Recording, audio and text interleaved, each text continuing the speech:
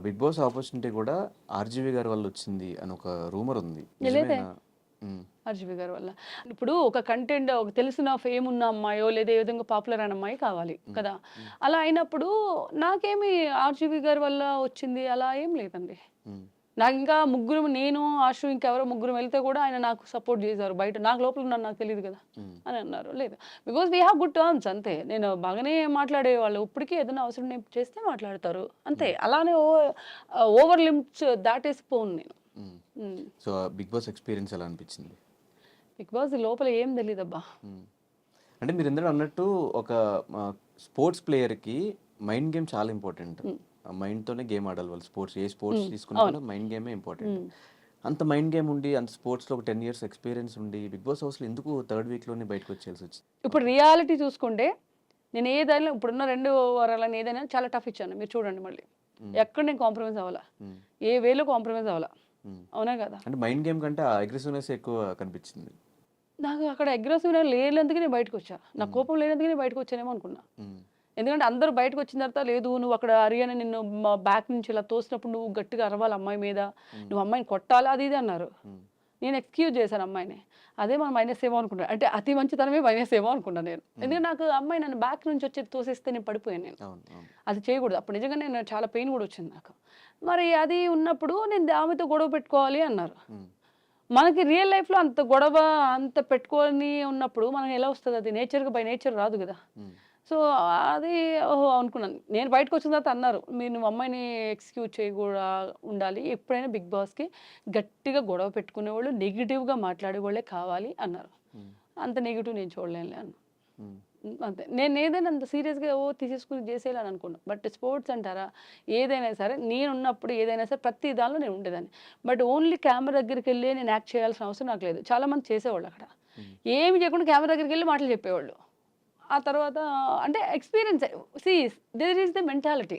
మనము యాక్ట్ చేయాలి, ఇక్కడ ఇలా ఉంటే ఇలా వస్తది, ఇలా ఉంటే అలా వస్తది అనే దానిలో అవసరం లేదు. హ్మ్. కదా! హ్మ్. ఎంత అవసరమో అంతే ఉండాలబ్బా! ఉంటే ఇంకో 2 వీక్‌లు ఎక్స్‌ట్రా ఉంటాము. కానీ 2 వీక్స్ ఎక్స్‌ట్రా ఉంటామేమో. నేనెప్పుడు ఎక్కడ బ్యాక్ పిచ్చింగ్ చేయలా. నేనున్నంత మీకు తెలుసా ఆన్ స్టేజ్ మీద నేను అడిగా నాగార్జున గారిని ఎందుకు తీసుకొచ్చారు? ఎందుకంటే there is no mistake my side. Hmm. And నేను ఎఫర్ట్ పెట్టా అన్ని విషయాల్లో. మీకు గుర్తుందో లేదో నేను స్టేజ్ హ్మ్. మీద హ్మ్. అడిగా. హ్మ్. ఈ రోజు వరకు ఎవరు క్వెషన్ కూడా చేయలేదు అలాగా. హ్మ్. ఎందుకంటే I have that guts and because I know about that లోపల ఏం జరిగిందనేది. ఏమి కూర్చోకుండా సోఫాలో కూర్చున్న వాళ్ళు లోపల ఉన్నారు. ఆళ్ళు కిచెన్ వర్క్ చేయలేదు. లేదంటే బయట వర్క్ చేయలేదు. స్పోర్ట్స్‌లో గూడా ఎక్కడ పార్టిసిపేట్ చేయలే. హ్మ్. నేను ఫస్ట్ వీక్‌లో ఉన్న, సెకండ్ కెప్టెన్సీ దానికి నేను ఎళ్ళా. హ్మ్. అవునా గదా! హ్మ్. ఎళ్ళినప్పుడు ఎలా తీసిస్తారు?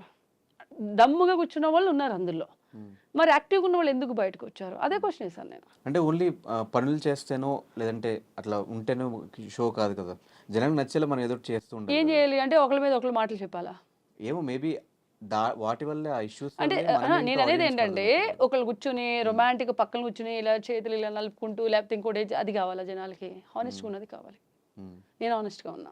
హ్మ్. అలాగని జెప్పేసి జనాలు ఓటేస్తే బయటకొచ్చేది అక్కడ కాదు. వాళ్ళిష్టం. It's a team. హ్మ్. వాళ్ళకి ఏం నచ్చితే అది ఉంచుతారు. హ్మ్. అది నాకు తెలిసినంత వరకు. హ్మ్. కానీ దాని తర్వాత ఇప్పుడు ఎన్ని సీజన్స్ చూసినా కూడా బయటకొచ్చాక నేను ఫ్రెండ్స్ ఇప్పటి వరకు అవుతారు, చూడలేదు. కలుస్తూ ఉంటారు. నార్మల్ జనరల్‌గా హ్మ్. సీజన్స్ అంతా అయిపోయిన తర్వాత ఆ కంటెస్టెంట్స్ అందరూ బ్యాచెస్‌గా ఫార్మ్ అయిపోయి తర్వాత హ్మ్. ఈవెంట్స్‌కో, తర్వాత ఏమైనా గెట్ టుగెదర్సో ఏదో ప్లాన్ చేస్తుంటారు. మీ సీజన్ నుంచి అవేం జరగలేదు. ఒకవేళ కలిసినా కూడా కొంతమందే కలుస్తున్నారు. శ్రీరాపాక్ అనే పర్సన్ ఎక్కడ వాళ్ళతో మింగిల్ అవ్వలేకపోతున్నారు ఎందుకు? లేదా నేను నిన్న గూడా ఆషుతో మాట్లాడా. హ్మ్. మనము ఏదన్నా ఇప్పుడు మీకు ఇందాక అదే చెప్పా. హ్మ్. సోషల్ మీడియాకి పెట్టేసే జనం వేరు. హ్మ్. రియల్‌గా మెయింటైన్ చేసేవాళ్ళు లాంగ్ టర్మ్ ఫ్రెండ్స్ ఉంటారు. ఎప్పుడూ మాట్లాడతా. మీరన్న చైతు ఉన్నాడు. హ్మ్. ఓకే. మహేష్ ఉన్నాడు. హ్మ్. తర్వాత అషు నిన్న మాట్లాడా నేను. హ్మ్. అషుతో మాట్లాడతాను నేను. హ్మ్. నేనెందుకు చెప్తున్నా అంటే, మనం ఇప్పుడు చాలా మందికి తెలుసా అషు నేను మాట్లాడుకుంటాం. లేకపోతే మేమందరం మాట్లాడుకుంటాం. మహేష్ కూడా ఇద్దరం కలిపి ఒక జిమ్ చేస్తాము. ఓకే. హ్మ్. అదెందుకు ఇప్పుడు చైతు ఏదైనా ఉంటే చైతు నాకు ఇద్దరం మాట్లాడుకుంటాము. ఎందుకు మనం బయట ప్రతీది బయట చెప్పేయాల్సిన అవసరం లేదు గదా! మనంటూ ఓన్ లైఫ్ ఒకటుంటుంది గదా! హ్మ్. నువ్వు తుమ్మినా దగ్గినా కూడా సోషల్ మీడియాలో పెట్టాలా? బట్ వన్స్ ఎంటర్‌టైన్‌మెంట్ ఫీల్డ్‌కొచ్చిన తర్వాత మనమంటూ ఆడియన్స్ తెలిస్తేనే కదా! వాళ్ళు కూడా మనతో ఇంటరాక్ట్ అవుతూ ఉంటారు. అంటే ఇప్పుడు కలిసినయన్నీ పెట్టాలని రూల్ లేదని నా వే అది. నేను ఓకే. ప్రతి ఒక్కళ్ళని ఏమంటారు మనం బ్లేమ్ చేయట్లేదు నేను. హ్మ్. నాకంత ఇష్టం ఉండదు అంతే. దట్స్ మై పర్సనల్ లైఫ్ అనుకుంటా నేను. హ్మ్. సో, అంటే మీరిప్పటికి క్లోజ్‌గున్న ఆ ఐదుగురెవరు? ఇప్పుడు నేను పేర్లు చెప్పాలి. చైతు, మహేష్ విట్ట, మహేష్ ఉన్నాడు, చైతు ఉన్నాడు, తర్వాత అశు ఉంది. అశు ఉంది, తర్వాత ఇంకో ఇద్దరు మధ్య మధ్యలో నేను శ్రవంతి 2, 3 ఈవెంట్లు కూడా చేసాం. శ్రవంతి, ఆ! తర్వాత ఎక్కువ మాట్లాడేది వీళ్ళే. ఎక్కువ అంతే. నలుగురితో. మహేష్ నేను ఎక్కువ జిమ్‌లో కలుస్తాము. మ్మ్. మాట్లాడుకుంటాం. చాలా సేపు మాట్లాడుకుంటాము. మ్మ్. అంతే. సో మళ్ళీ ఏమన్నా ఛాన్స్ ఉంటే మళ్ళీ వెళ్తారా బిగ్ బాస్కి ఈసారి? తెలీదు. నోనా నో. లేకపోతే తెలీదా? నో, ఇంట్రెస్ట్ అయితే లేదు. ఎందుకంటే మనం ఇప్పుడు మూవీస్‌లో చేస్తున్నాను నేను. ఇప్పుడు నేను తమిళ్‌లో చెన్నై ఎళ్ళాలి. నా పని నాకుంది. It's a big this thing. ఇప్పుడు మనం ఇక్కడ వస్తాము, చేస్తాము, తెలీదు వెళ్ళామా లేకపోతే దానికి ఏంటి అన్నీ నాకు పెద్ద ఫోకస్ పెట్టేంత దాని మీద నేను లేను. నా వర్క్ పరంగా నేను ఐ కమిటెడ్ మూవీస్. నేను మూవీస్ మీదే ఆల్మోస్ట్ ఇంకొక హిందీ మూవీ మీద కూడా ప్లానింగ్ ఉంది. అంటే అది ఉంది నేను వెళ్ళాలి. సో దట్ నాది థాట్ ఈస్ బిగ్ ఉంది. మళ్ళీ ఎందుకు ఇవన్నీ అనేది నా థాట్. అలాగే నెగెటివ్ ఏమీ లేదు.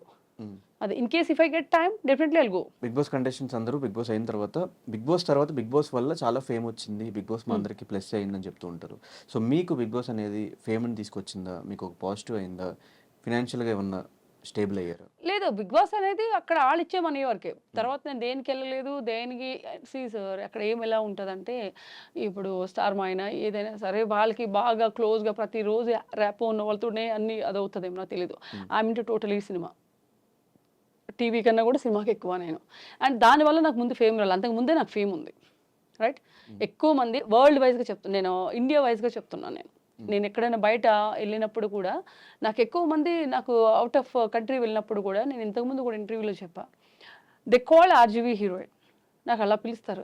ఏ శ్రీరేఖ ఆర్‌జీవీ హీరోయిన్ అని వచ్చి నాతో మాట్లాడిన లేడీస్ జెంట్స్ చాలా మంది ఉన్నారు. ఔట్ ఆఫ్ కంట్రీ నేను చెప్తున్నా.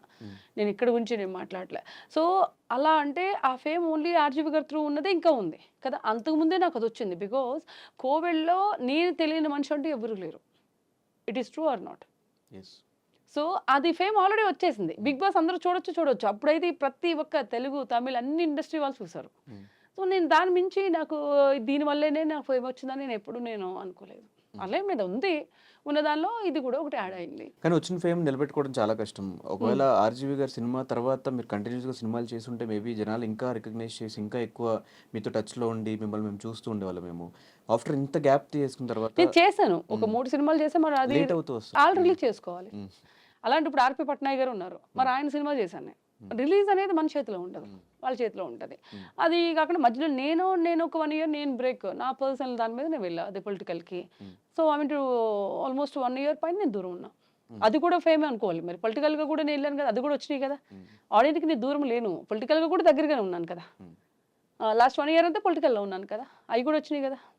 సో ఇప్పుడు లీడ్ రోల్స్ చేద్దామని ఫిక్స్ అయిపోయారా? లేదంటే ఏ క్యారెక్టర్ వచ్చిన ఇంపార్టెన్స్ ఉంటే చేద్దామని ఫిక్స్ ఏ అయ్యారా? క్యారెక్టర్స్ ఇంపార్టెన్స్ ఇప్పుడు చేస్తున్న 3 లీడ్. మూవీస్ లీడే.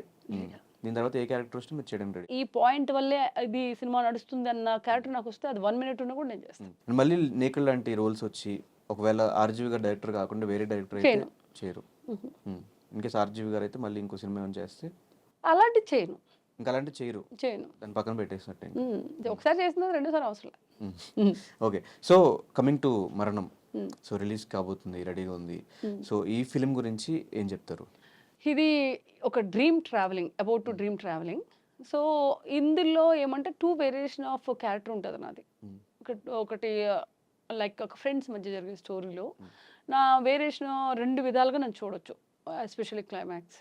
సో దట్ ఈ సినిమాలో నేను యాక్టింగ్ బేస్డ్ ఎక్కువ ఉంది. ఎక్కడ ఏమి వల్గారిటీ ఉండదు. తర్వాత అబ్బా ఈ సినిమా ఎందుకు వచ్చా అన్న ఫీలింగ్ ఉండదు.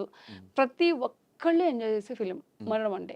అండ్ నాకు ఎస్పెషల్లీ ఏంటంటే నాకు యాక్టింగ్ బేస్ ఎక్కువ ఉన్నది. అంటే మాకు టీజర్ చూసినప్పుడు ఒక క్రైమ్ థ్రిల్లర్ లేకపోతే ఒక హారర్ కాన్సెప్ట్, హారర్ ఈ రెండు అర్థం కాలేదు. ఏ జోనర్లో ఇది తీసారు? It's a horror, crime, horror, thriller. Thriller. Crime అంటే ఇంకా కైండ్ ఆఫ్ హారర్ ఫిల్మ్ ఎలా చూస్తామో అలాగే డిఫరెంట్ జోనర్ అంతే. ఏదో దెయ్యం అయిపోయి ఒక దెయ్యం ఇక్కడ ఉండి నడిపించేది అలా ఉండదు. చాలా క్రైమ్ థ్రిల్లర్స్ కానీ హారర్ సబ్జెక్ట్స్ కానీ చూసాము. వాటికి ఈ మరణం ఫిలింకి వాట్ ఇస్ ద డిఫరెన్స్ మాకు చూపించు. ఇప్పుడు మీకు అదే చెప్పాను కదా, అప్పుడు ఇంతకు ముందు ఏంటంటే ఒక దెయ్యం ఒక దానిలో వెళ్ళిపోయి ఆ ట్రావెల్ చేస్తూ ఉంటుంది. అంటే ఇందులోంచి ఇలాగెళ్ళాలి, ఈ దెయ్యం నడిపిస్తుంది అంటది. ఇది అలా కాదు, అబౌట్ టు డ్రీమ్ ట్రావెలింగ్. నా డ్రీమ్లో మీరు వస్తారు, మీ డ్రీమ్లో నేను వస్తాను, అందులోంచి ట్రావెల్ అయ్యేది. ఓకే.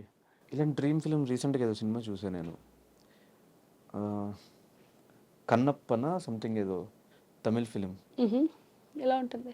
సేమ్ ఇలాగే డ్రీమ్‌లో కలలో కలలో జరిగేది నిజంగా జరిగిద్ది. అందులో అక్కడ దెబ్బ తగిలినా మనోడికి రియల్ లైఫ్‌లో దెబ్బ లేదు. అలా లేదు. అందులో జరిగే అంటే నేను అంటే ఒక డ్రీమ్‌లో ఎలా ట్రావెల్ అవుతుంది, ఏం జరుగుతుంది అది నేను రివీల్ చేయకూడదు స్టోరీని. హ్మ్. It's a dream travelling. అందుకే నేను చెప్పాను అబౌట్ డ్రీమ్ ట్రావెలింగ్ ఎందుకనంటే మనం రివీల్ చేస్తే మళ్ళీ ఆడియన్స్ చూడాలి కదా! హ్మ్. ఏంటి ఆ కల్లో ఏం జరుగుతుంది? కళ్ళ నుంచి ఏమవుతుందనేదే. అంతే తప్ప కల్లో జరిగేదే బయట జరుగుద్దనేది కాదు. అది ఉండదు. హ్మ్. ఆ కాన్సెప్ట్ కాదు. మొత్తం డ్రీమ్‌లోనే జరిగే స్టోరీ. అందులో ఒక పాయింట్ అది. హ్మ్. అందులో అది ఉంటుంది. రియల్‌గా ఈళ్ళెళ్ళే దారి ఈళ్ళకుంటుంది. అలా. హ్మ్. సో, ఈ సబ్జెక్ట్ మీ దగ్గరికొచ్చినప్పుడు what is the convincing point ఈ స్క్రిప్ట్ ఓకే చేయడానికి? నాకు క్లైమాక్స్ చాలా బాగా నచ్చింది. ఓన్లీ క్లైమాక్స్ చూసి ఓకే చేసారా? అంటే లాస్ట్ ఫస్ట్ నుంచి వచ్చి అక్కడ స్టాప్ అయ్యి అనుకునేది ఉంటదక్కడ. హ్మ్. సో దట్ అంటే ఫస్ట్ నుంచి కూర్చోబెట్టరు కదా ఆడియన్స్‌ని. లేదు. క్లైమాక్స్ బాగా ఫస్ట్ నుంచి కూర్చుంటారు. తీసినప్పుడు కూర్చుంటారు. నేనే కాదు కదా! ఇంకో నలుగురు, ఐదుగురు ఆర్టిస్టులు కూడా ఉంటారు కదా! హ్మ్. అలాగే హీరో ఉన్నాడు. హీరో ట్రావెలింగ్ వేరే ఉంటది. సో, ఆబ్వియస్లీ కదా! నా యాక్టింగ్ వరకు మీరు అడిగారు. ఆ యాక్టింగ్‌లోనే నేను చెప్పాను నేను. హ్మ్. అంటే ఫస్ట్ నుంచి అబ్బా! ఇలా ఉందా? ఇలా ఉందా? అనేటప్పటికి అంటే నాకు క్లైమాక్స్ చెప్పినప్పుడు నేనే షాక్ అయ్యాను. హ్మ్. అంటే ఆడియన్స్ ఎక్స్‌పెక్ట్ చేయరు అది. హ్మ్. అదే క్లైమాక్స్. ఎవరు డైరెక్టర్ దీనికి? సాగర్ శైలేష్. హ్మ్. హ్మ్. అంతకుముందు ఏం చేశారు ఆయన? ఆయన 4, 5 సినిమాలు చేశాడు. 'రహస్యం 1, 4, 3' ఇంకేవో మూవీస్ 4 మూవీలు అబోవ్ చేశారు. ఇప్పుడు మళ్ళీ దీంతో పాటు ఇంకొక 2 సినిమాలు కూడా రిలీజ్ ఉన్నాయి ఆయనయి. ఓకే. ఈ గ్యాప్‌లో అయి కూడా చేశారు. అయితే ఎక్స్‌పీరియన్స్ డైరెక్టరే. ఎక్స్‌పీరియన్స్‌డ్. సో, ఎలా వచ్చింది అవుట్‌పుట్? అంటే చెప్పడం ఒకలా, చెప్పి సినిమాలో ఒకలా తీయడం మనం చూస్తూ ఉంటాము. సో, చెప్పిన దానికి సినిమా అవుట్‌పుట్ వచ్చిన దానికి నేను ఇంత చెప్పట్లేదు. హ్మ్. ఇంతే చెప్తున్నాను. హ్మ్. ఇంతలో ఇంతుంటది.